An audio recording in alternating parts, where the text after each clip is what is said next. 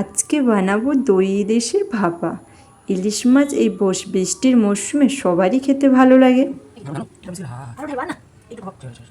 বন্ধুরা, আমি সুমিস কিচেনে সবাইকে স্বাগত।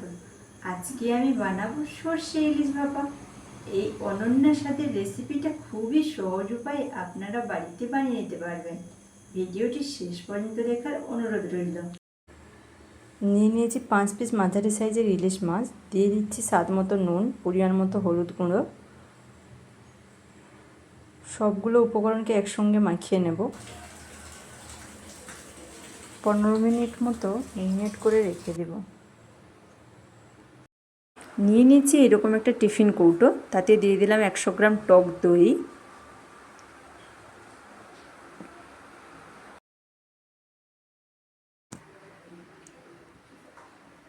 দইটাকে একটু বেশি সময় ধরে ফেটিয়ে নেব।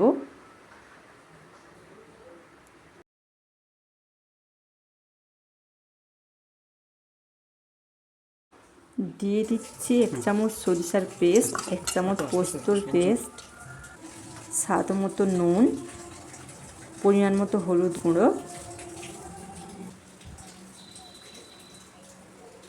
সবগুলো উপকরণকে একসঙ্গে আবার মাখিয়ে নেব।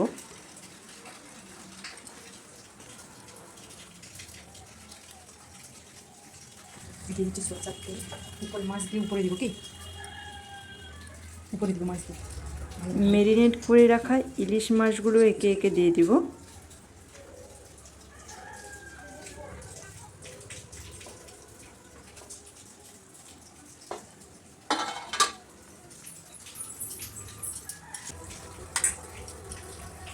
দিয়ে দিব উপরে, ছড়িয়ে দেব সরষের তেল। এইভাবে ভিডিওটা ঠিকঠাক দিয়ে দিব চেরা কাঁচা লঙ্কা।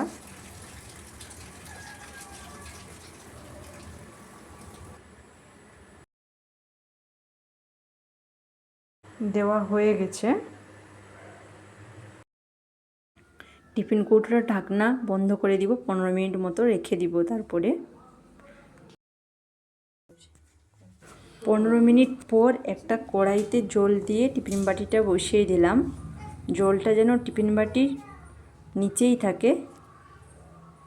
10 থেকে 15 মিনিট মিডিয়াম ফ্লেমে রান্না করে নিলাম। তাহলেই রেডি হয়ে গেল দই ইলিশের ভাপা।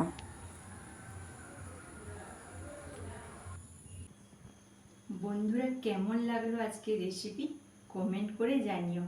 ভালো লাগলে ভিডিওটি লাইক শেয়ার করবেন এবং চ্যানেলটি সাবস্ক্রাইব করবেন এইরকম মজাদার সাথে রেসিপি পেতে। ভিডিওটি দেখার জন্য ধন্যবাদ। দেখা হচ্ছে পরের ভিডিওতে।